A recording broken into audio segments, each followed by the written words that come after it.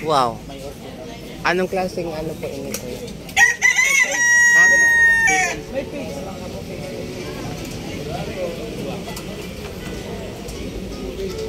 So wild din?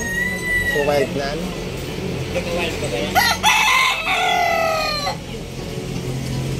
Ay, ang cute.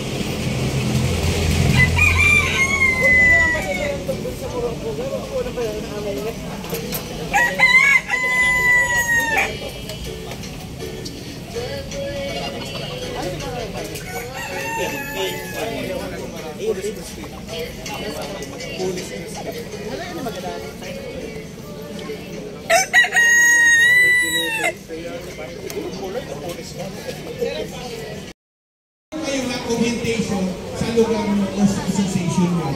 Tumawag namin po sa number namin. At pupuntahan po namin kayo libre, wala bayad. Okay po ba?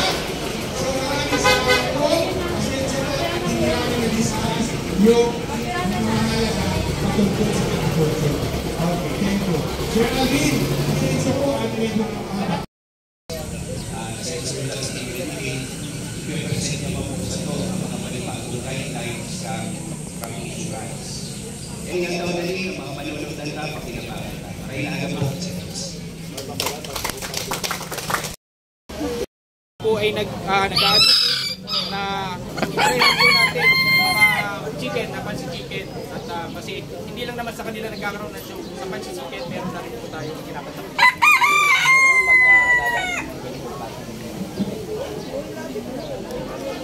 Okay po, sa pag-aalaga po, kung meron marunong mag-alaga ng mga typical na manok dito sa atin, mga native, so gano'n rin po siya. Ang kakaibahan lang po natin itong mga pansi chicken. Bilang breeder sa amin po, mas sinusustentuhan lang po namin sila ng mga vitamins kasi may presyo po talaga siya.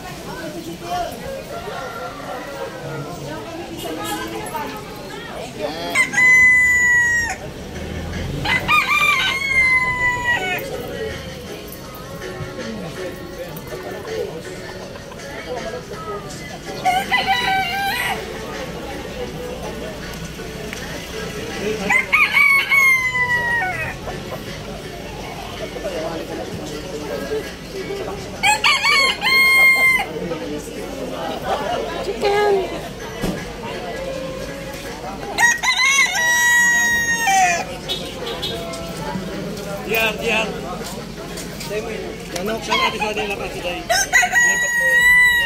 Ato ng darwa, atong MJP sa amusan mo sa dahil.